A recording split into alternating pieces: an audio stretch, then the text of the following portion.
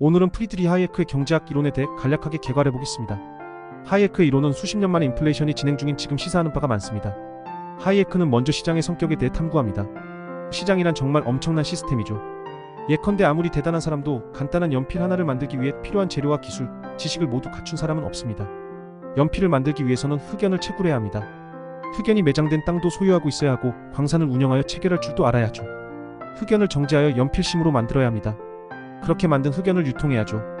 또 나무도 키워서 벌목할 줄 알아야 하고 나무를 다듬어 연필대를 만들어야 합니다.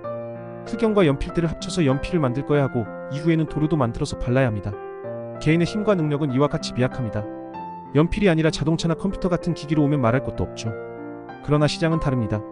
시장은 각각의 능력과 재산을 가진 사람들로 하여금 자발적으로 상호작용하여 연필을 만들어내고 유통하고 판매하도록 유도합니다. 연필뿐이 아니라 모든 상품을 한꺼번에 돌립니다. 거대한 시스템이죠. 누군가 예컨대 연필을 만들겠다고 기획할 필요도 없습니다. 알아서 작동합니다. 시장의 자기 조직화 기능입니다. 자유경쟁시장이 아닌 모든 시장체제가 비효율적인 이유가 여기에 있습니다. 경제에 대한 계획성이 높아질수록 시장은 비효율적이 됩니다. 이미 충분히 성숙한 시장이라면, 다만 이러한 시장 주체들 간의 상호작용에는 동력이 있습니다. 바로 각자가 자신이 가진 자원을 갖고 가장 높은 수익을 쫓고자 하는 동기입니다. 이 과정에서 전반적인 경제 질서가 형성됩니다. 한편 소비자 또한 자기가 가진 자원을 지출할 때 최대한의 만족을 얻기 위해 가장 효율적인 공급자를 찾습니다. 이 과정에서 시장의 효율성이 높아지고 복잡한 상호작용 패턴이 발생합니다. 물론 여기에도 문제는 있습니다. 바로 시장 주체들 간의 신뢰 및 정보 부족이죠. 가족 구성원이나 친구와 같이 서로서로 친한 사이에선 문제가 없습니다. 서로서로 이미 신뢰하거나 설사 신뢰하지 않더라도 상대방에 대한 정보가 충분해서 거래를 할 근거가 충분합니다. 그러나 불특정 다수 간의 다각적 상호작용이 일어나는 시장에서는 거래를 위해 판단할 근거가 턱없이 부족합니다. 이런 상황에서 가장 중요할 뿐 아니라 사실상 유일하게 신뢰할 수 있는 기준이 있습니다. 바로 가격입니다. 가격이 높아지는 물품은 수요가 높아지고 있다는 뜻입니다. 반면 가격이 낮아지는 물품은 수요가 떨어지고 있다는 뜻입니다. 그렇다면 공급자는 가격이 높아지는 물품의 공급을 늘리기 위해 재화를 투입하고 가격이 낮아지는 물품의 공급을 줄이기 위해 재화를 회수하는 것이 합리적입니다. 어쩌면 가격은 인센티브로 포장된 시장 신호인 것입니다. 그리고 상대 가격은 시장의 경제활동을 통솔하는 지휘자입니다.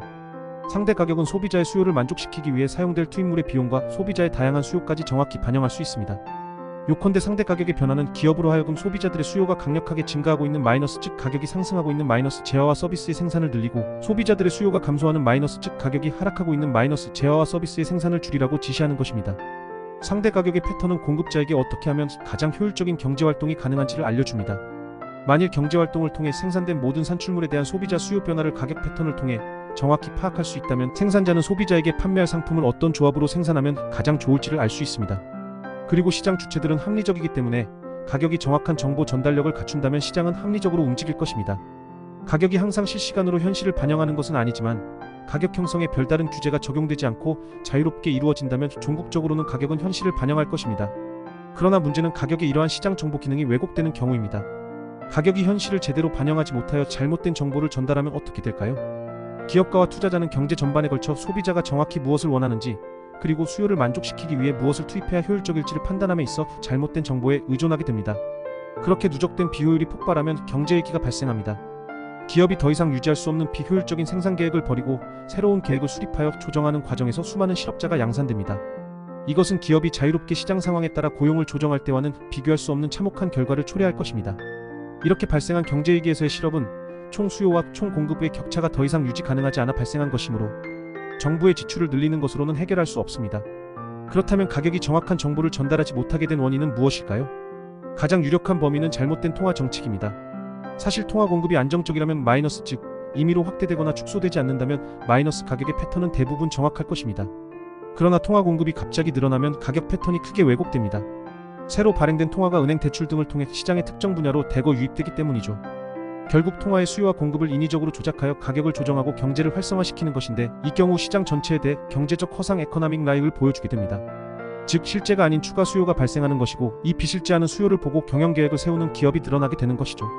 이것은 단순히 통화량 증가로 인해 가격이 상승하는 것을 넘어 통화 공급 증가로 인해 은행 대출의 이율이 낮아지게 되면 기업이 자연스레 차입금을 늘리게 되는 문제도 발생합니다.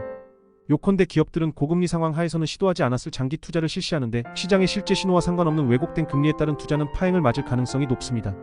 문제는 이러한 문제로 발견되어 시장이 병들기 시작할 때 정치권이 곧바로 정석으로 대응하는 경우는 매우 드물다는 점입니다. 정치권은 선거라는 시한을 고려하여 문제를 감추고 악화시키는 방식으로 대응하는 것이 보통입니다. 선거에서의 승리를 위해 외려 장기적으로는 파멸적일 수 있는 단기적 처방책을 강구하는 거죠. 실업 문제 등을 해결하라는 요구에 직면한 정부가 취할 수 있는 가장 쉬운 방법은 인플레이션을 유지하는 겁니다. 신규 발행 화폐 주입을 계속하여 금리를 낮추고 경제를 과열시켜 문제 발생 시기를 계속 늦출 수 있습니다. 결국 경제 문제를 해결할 수 있는 골든타임을 놓치고 경제위기 상황에 이르러서야 대응에 나서기 시작합니다. 대부분 너무 늦은 시점에 말이죠.